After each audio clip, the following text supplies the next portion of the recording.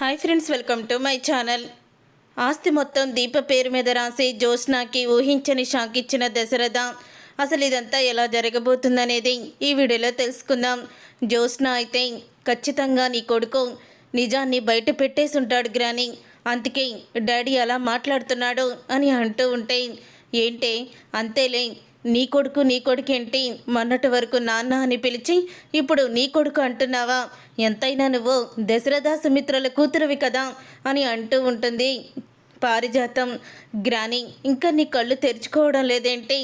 నేను నీ మనవరాలనే గ్రాని, నీ రక్తమే, ఆ మాత్రం నీకు తెలియడం లేదా అని అంటూ ఉంటుంది. ఆ డాక్టర్ అబద్ధం చెప్పింది, అందుకే రిపోర్ట్స్ మారిపోయాయి, లేకపోతే బావే నాటకం ఆడిస్తున్నాడు అని చెప్తూ ఉంటుంది జ్యోత్స్న. ఈ ఆస్తి అంతటికీ కూడా నన్నే వారసురాల్ని చెయ్యాలని నువ్వు అనుకున్నావు గ్రాని, కానీ ఇప్పుడు ఆశ నిరాశగానే నీ కొడుకు మిగిల్చేటట్టున్నాడు, నన్ను మొత్తానికి పేదరికంలో పడేసేటట్టున్నాడు. ఒకవేళ ఈ ఇంటి వారసురాలు వస్తే తను పేదరికంలో నుంచి కోటీశ్వరురాలు అయితే చాలా ఆనందపడుతుంటుంది. ఇప్పటి వరకు ఎంతో హుందాగా జల్సాగా రిచ్గా బ్రతికిన నేను ఇప్పుడు పూర్గా బతకాలంటే నాకెంత కష్టంగా ఉంటుంది ఆలోచించుకురాని. ఏదైనా ముందో మమ్మీ ఆపరేషన్కి ముందే ఈ ఆస్తిని నా సొంతం చేసుకోవాలి, ఆస్తి మొత్తాన్ని నా పేరు మీద రాయించుకోవాలి అని అంటూ ఉంటుంది జ్యోత్స్న. అప్పుడే ఇక జ్యోత్స్న అన్న మాటలకి ఒక్కసారే షాక్ అయిపోతూ ఉంటాడు దశరథ. ఈ ఆస్తి మొత్తం నీ పేరు మీద రాయించుకుంటావా? ఎలా రాయించుకుంటావో నేను చూస్తాను. ఇప్పటి వరకు నా కూతురికి ఎంత అన్యాయం జరిగింది, ఇక నుంచి నా కూతురికి అస్సలు కూడా అన్యాయం జరగనివ్వను అని అంటూ ఉంటాడు దశరథ. అయితే వాళ్ళిద్దరి మాటలు విని అప్పుడే ఇక దశరథ అంటూ ఉంటాడు సుమిత్ర దగ్గరికి వెళ్ళి, సుమిత్ర, నీకు ఒక విషయం చెప్పాలి, నేను ఒకటి అనుకుంటున్నాను అని అంటూ ఉంటాడు దశరథ. ఏంటండి అది అని సుమిత్ర అడుగుతూ ఉంటుంది. ఏం లేదు సుమిత్ర, అసలు ఏంటంటే విషయం, ఎలాగో జ్యోత్స్నానే కదా మన ఇంటి వారసురాలు, అందుకని ఈ ఇంటి వారసురాలు పేరు మీదే ఆస్తి మొత్తం రాసేద్దామని నిర్ణయించుకున్నాను. నాన్న మనకి ఇద్దరికి కలిపి రాశారు, మన తనాంతరం ఇంటి వారసురాలకి వెళ్తుందని రాయించారు కదా, అదేదో ఇంటి వారసురాలకి ఇప్పుడే తన పేరు మీద మనం రాయించేద్దాము, ఏమంటావో అని అడుగుతూ ఉంటే, అదేంటండి నేనేమంటాను, మన కన్న కూతురు మీద మీకు ఇంత ప్రేమ ఉందని నాకు తెలుసు, తన మీద ప్రేమ ఉంది కాబట్టే కదా ఆస్తంతా దాని పేరు మీదే రాయిందామంటున్నారు. సరే అలాగే చేద్దాం, నేను కూడా సంతకం పెడతాను, రేపు లాయర్ని పిలిపించండి అని అంటూ ఉంటే అప్పుడే ఇక లాయర్ని అయితే పిలిపించడానికి లాయర్కి ఫోన్ చేస్తాడు దశరథ. లాయర్కి ఫోన్ చేసి రేపు కొంచెం మా ఇంటికి రండి, కొన్ని డాక్యుమెంట్స్ కూడా తీసుకురండి అని దానికి కావాల్సినవన్నీ కూడా చెప్తాడు.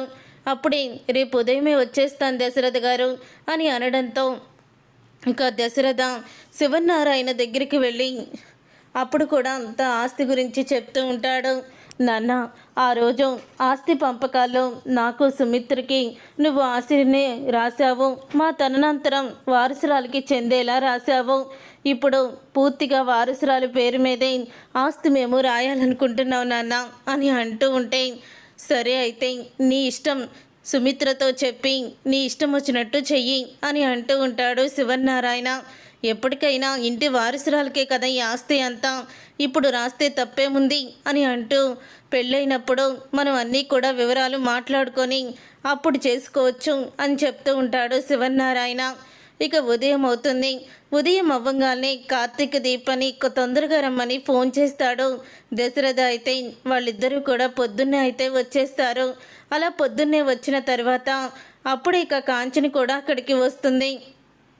కాంచన, నువ్వొచ్చావేంటమ్మా ఇంత పొద్దున్నే అని అనగానే, అన్నయ్య ఎందుకో అర్జెంటుగా రమ్మన్నాడు నాన్న అని అంటూ ఉంటుంది కాంచన. నేనే రమ్మన్నాను నాన్న అని అనగానే, మంచి పని చేసాం, రాత్రి మనం మాట్లాడుకున్న దాని గురించేనా కాంచన్ని రమ్మన్నావు అని అడుగుతూ ఉంటే, అవునా అన్న అని అంటూ ఉంటాడు. ఇక దశరథ అయితే దశరథ అలా అన్న తర్వాత అప్పుడే ఇంకా లాయర్ అయితే వస్తాడు. లాయర్ రావడంతో అది చూసిన పారిజాతం ఇక వెళ్ళి జ్యోత్స్న అని పిలుస్తుంది. ఒసే జ్యోత్స్న, మీ డాడీ ఎందుకో లాయర్ని పిలిపించాడే అని అంటూ ఉంటుంది. లాయర్నా? ఇప్పుడు లాయర్ని పిలిపించడం ఏంటి గ్రాని అని అనగానే రావే కిందకి, అందరూ కూడా కిందే ఉన్నారు, మీ అత్త కూడా పొద్దున్నే వచ్చేసింది కార్తీక్ దీపతో పాటు అని అంటూ ఉంటుంది పారిజాతం. అప్పుడే ఇక ఇద్దరు కూడా కిందకైతే వస్తారు. ఇక లాయర్ అయితే వస్తాడు. లాయర్ వచ్చిన తర్వాత, లాయర్ గారు నేనన్నీ ఫోన్లో మీకు చెప్పాను కదా ఎవరి పేరు మీద రాయాలో అని, మరి నిర్ణయించుకొని వచ్చారా, అన్నీ రాసుకొని వచ్చారా అని అడుగుతూ ఉంటాడు దశరథ. అన్నీ మీరు చెప్పినట్టే క్లియర్గా అన్నీ కూడా రాసుకొచ్చాను, ఈ డాక్యుమెంట్స్ మీద అన్నీ కూడా ఉన్నాయి అని అంటూ ఉంటాడు.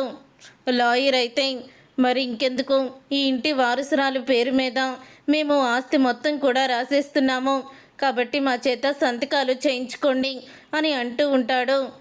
దశరథ అయితే అప్పుడే సరే అని లాయర్ గారు అయితే ఒక్కొక్కరు సంతకం పెట్టండి అని అంటూ ఉంటాడు. ఇక అందరూ కూడా సంతకం అయితే పెడతారు. అంటే సుమిత్ర, దశరథ పెడతారు. పెట్టిన తర్వాత ఈ ఇంటి వారసురాలకి ఆస్తి అంతా కూడా అని లాయర్ అయితే చెప్తాడు.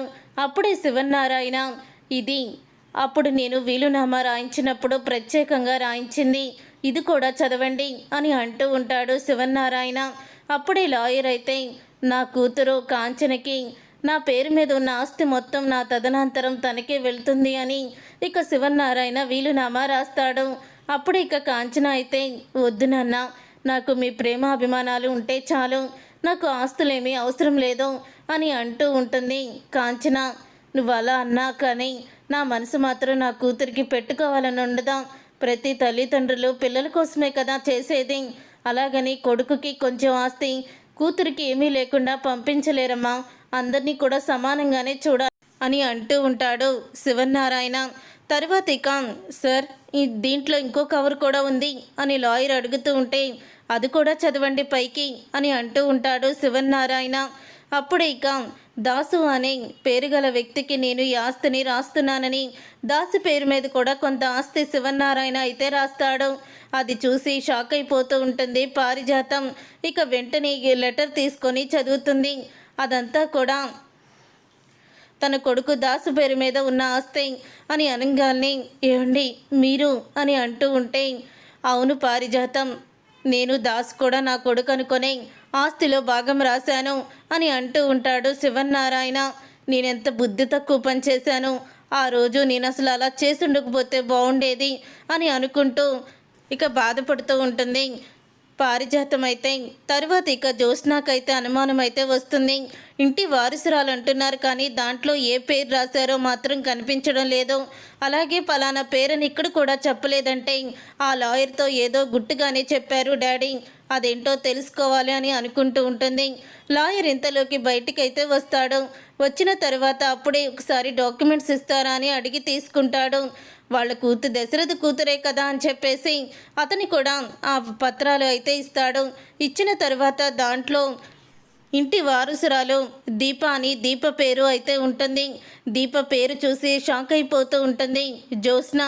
అంటే వీళ్ళందరికీ దీపే ఇంటి వారసురాలన్న విషయం తెలిసిపోయింది అని అనుకొని స్టన్ అయిపోతూ ఉంటుంది. చూసారుగా ఫ్రెండ్స్, రాబోయే కథలో ఖచ్చితంగా ఇలాగే జరగబోతుంది. మరి ఇలాగే జరగాలని మీరైతే కోరుకుంటున్నారా?